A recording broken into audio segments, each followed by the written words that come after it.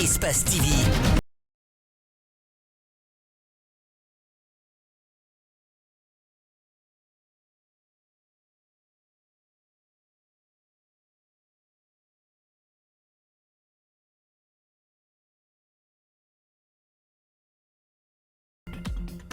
Merci d'être des nôtres sur Espace TV. Bonsoir et bienvenue au 19h45. Au sommaire de cette édition, insalubrité ou encore occupation anarchique à Conakry.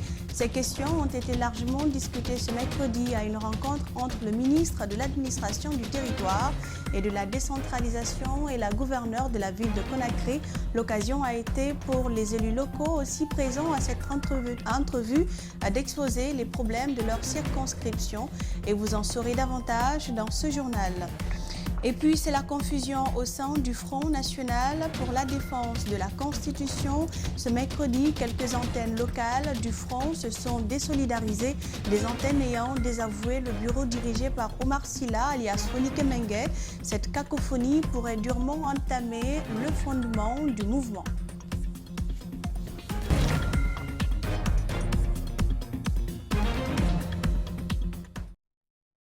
Bienvenue à tous au 19h45. Le ministre de l'Administration du territoire et la gouverneure de la ville de Conakry ont rencontré ce mercredi les maires des 5 communes de Conakry. L'objectif était de discuter avec les élus locaux sur les ambitions du chef de l'État. Ils ont accepté de collaborer tout en exposant les problèmes de leur circonscription. Les autorités de leur côté ont promis de répondre à leurs attentes. Reportage Justin Leno, Djibril Kabak Kamara. Le ministre Mori Kondé et la gouverneure de Conakry dans l'application de la décision de la refondation de l'État voulue par le CNRD.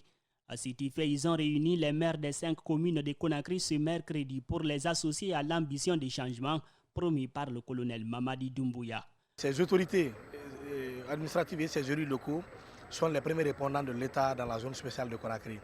Donc pour nous, depuis l'avènement du CNRD au pouvoir, il y a un certain nombre de réformes qui ont été engagées, qui a aussi besoin de soutien et d'accompagnement de la part de ces élus locaux. Au menu des échanges, un regard sur les opérations de déguerpissement relancées il y a quelques semaines pour donner une autre image à la capitale Conakry. Si on passe quelque part pour le déguerpissement, le chef de secteur ou bien le chef de quartier même qui est là-bas, il n'est pas au courant. Comment ça peut marcher? Mori Kondé et Mawasila ont fait des promesses, notamment pour l'implantation des marchés publics et remplacer ceux qui ont été déplacés au bord des routes, mais aussi d'autres infrastructures sociales de base dans les 5 communes de Conakry. Le maire de Matoto s'en réjouit. Chaque chef de quartier doit identifier les domaines publics à travers le maire afin que les nouvelles autorités puissent apporter leur soutien auprès des citoyens. Les autorités ont besoin des domaines pour y arriver. Un signal fort est envoyé aux chefs des quartiers qui auraient déjà vendu ces espaces. Ils seront récupérés sans doute et pourraient abriter plusieurs infrastructures. C'est un reportage de Justin Leno. Le procureur général près la cour d'appel de Conakry annonce la mise en place d'une commission chargée du suivi de l'exécution des décisions de justice rendues dans le ressort de la dite cour. La décision est saluée par les magistrats qui estiment tout de même que c'est une décision administrative. Elle pourra en tout cas faciliter le dénouement de plusieurs dossiers judiciaires. Alceni Bari et Ibrahima Dekosouma pour le reportage. Suivez. Charles Rouet compte visiblement changer l'image de la justice guinéenne.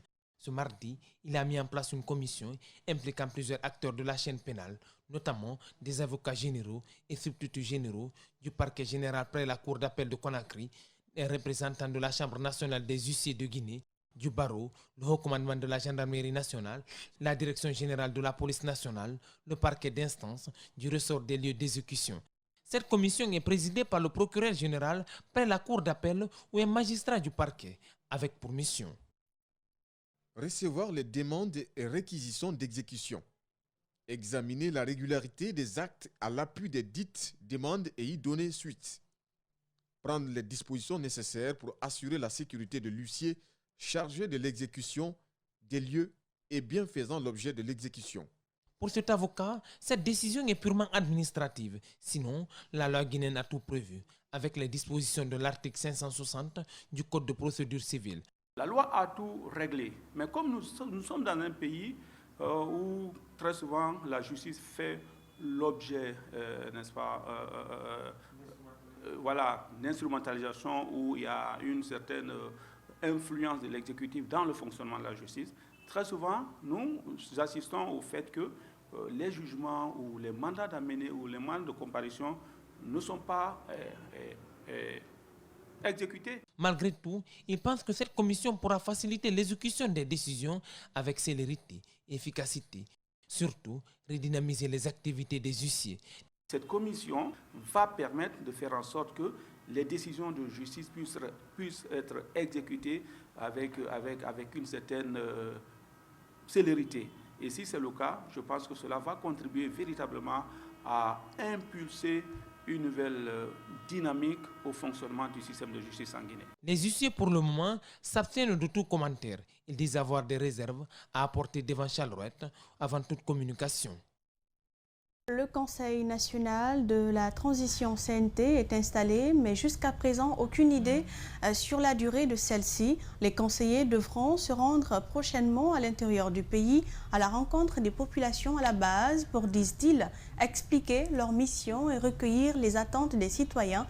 Certains politiques trouvent inopportune cette décision. Pour eux, l'urgence se trouve ailleurs. Vous nous dites, Mamadou Sadio Baldé. Ils vont se rencontrer avec qui? Pourquoi?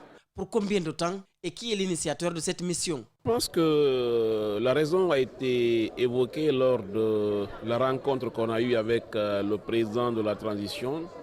Il a estimé qu'il fallait aller à la rencontre des citoyens pour leur expliquer d'abord ce que c'est que le CNT, quelle est la mission ou quelles sont les missions du CNT, et qu'en retour les populations nous disent ce qu'elles attendent de nous.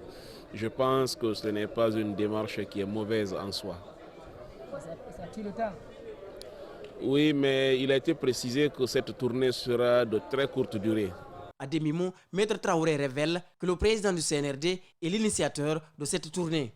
Mais ce cadre de l'Union des forces démocratiques de Guinée souhaite plutôt une gestion rationnelle du temps et surtout effectuer des dépenses utiles. À mon avis, ce n'est vraiment pas opportun. Nous devons économiser du temps, économiser de l'argent, s'occuper des questions essentielles. Il ne sert à rien que des gens désignés par des entités puissent aller rencontrer les populations à la base. Il y a urgence que le CNT se mette au travail pour que nous sortions, en tout cas, de cette période transitoire. À ses yeux, une gestion rationnelle suppose que les conseillers se mettent au travail et s'attaquent aux dossiers brûlants du moment. La session inaugurale a eu lieu. Aujourd'hui, je crois qu'il y a assez de préalables. Il y a des commissions à mettre en place. Il faut peut-être prendre connaissance de ce qui existe déjà, parce que pour moi, on n'est pas en train de réinventer la Guinée. On n'est pas en train de changer fondamentalement la méthode ou les principes qui régissent la vie nationale dans notre pays. Et donc, il y a quand même des textes qui existent. Il faudrait commencer à s'en inspirer. Les conseillers s'attaqueront aux dossiers brûlants, certes, mais il faudra également se rendre à une évidence. Entre une population pressée et un CNRD qui se presse lentement, le CNT risque de se retrouver finalement entre le marteau et l'enclume. La division semble désormais effective au sein du Front national pour la défense de la Constitution FNDC. Ce mercredi, quelques antennes locales du Front se sont désolidarisées, des antennes ayant désavoué le bureau dirigé par Omar Silla, alias Foni Kemengue, et cette autre frange du FNDC dit reconnaître Foni Kemengue comme seul et unique coordinateur du Front. Elle a qualifié les protestataires d'usurpation de titres ayant pour mission de détruire le FNDC.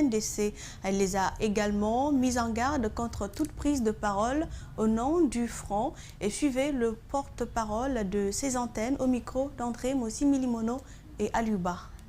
Ce groupe de jeunes qui a estimé qu'il ne peut plus continuer avec nous, nous avons à notre tour décidé de nous éloigner de ces jeunes et de rester derrière la décision de la coordination nationale de continuer le combat pour un retour à l'ordre constitutionnel.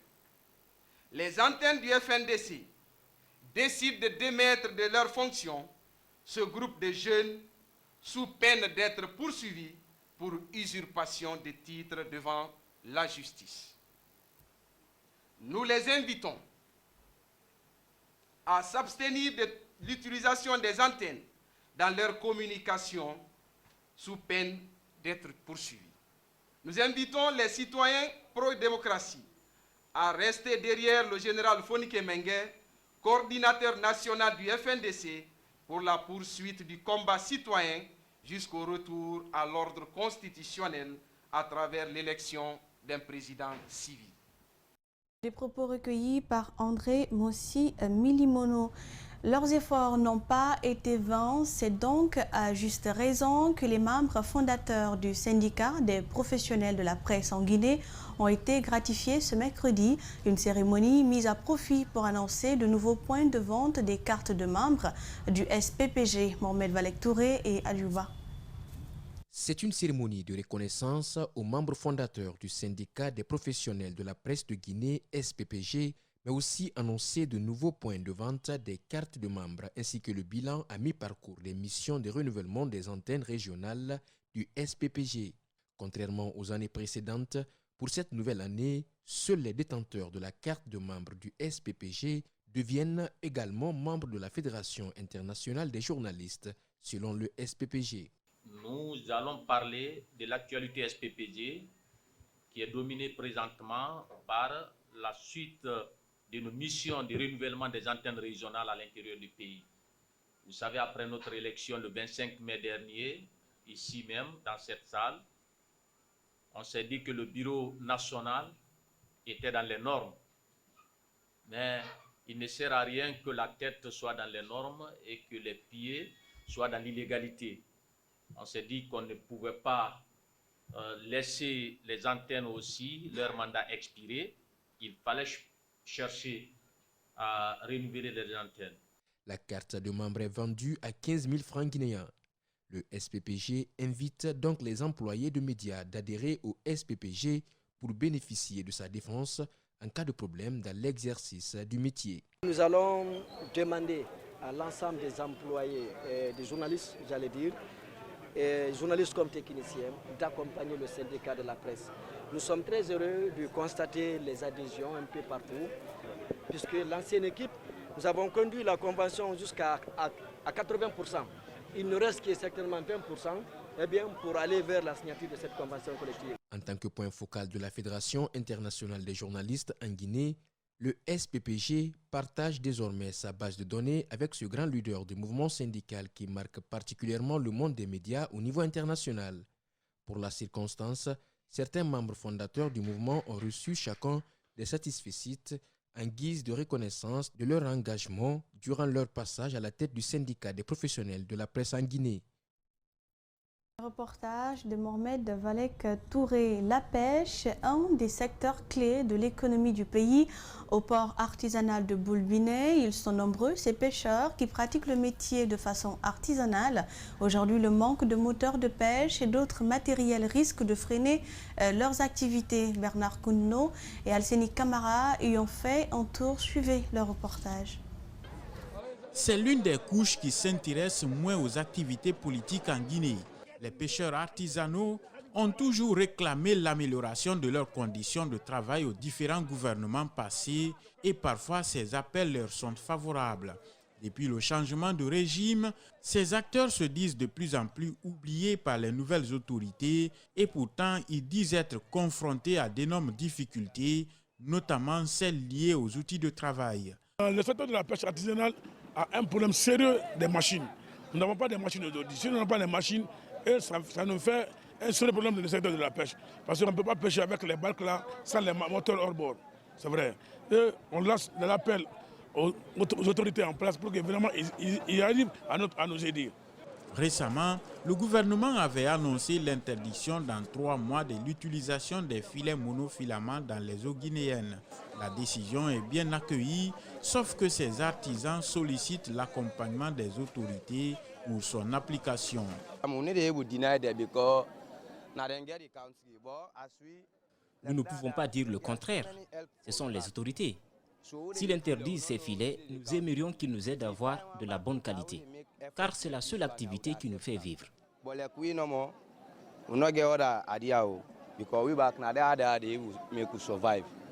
Comme toujours, Ils tendent la main aux nouvelles autorités afin de sauver le secteur. Le président n'a qu'à nous aider. Tu vois, il y a assez de pirogues derrière moi. Qu'il nous aide à avoir des machines.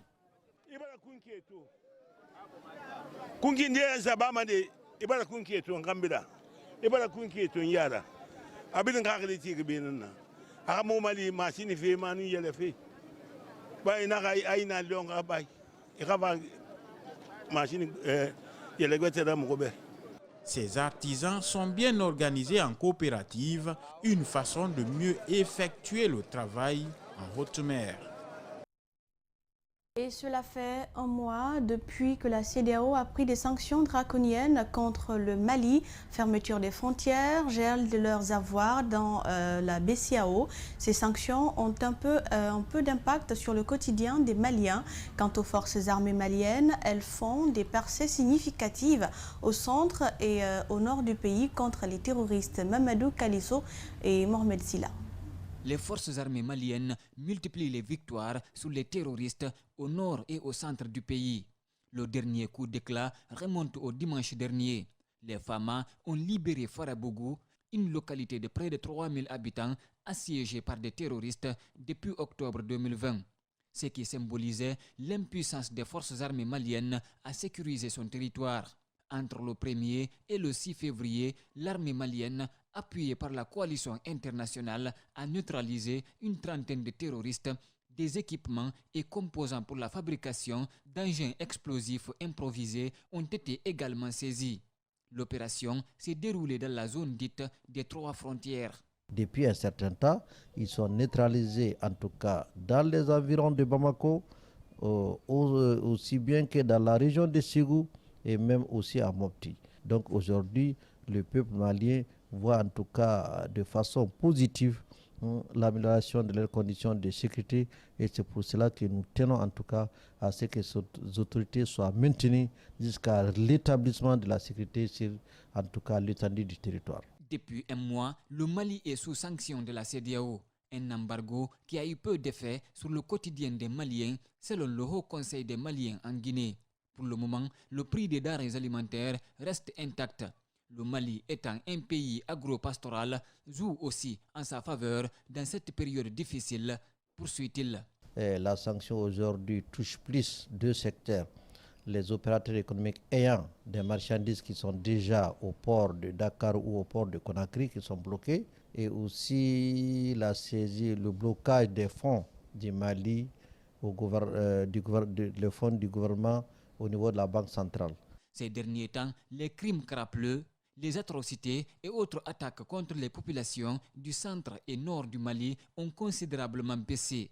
Ceci est sans doute le résultat des opérations menées par les FAMA et la coalition internationale, notamment les Russes. Et voilà, cette édition s'achève. Merci à vous de l'avoir suivi. Les infos reviennent à 22h. Prenez soin de vous et très bonne soirée sur Espace TV.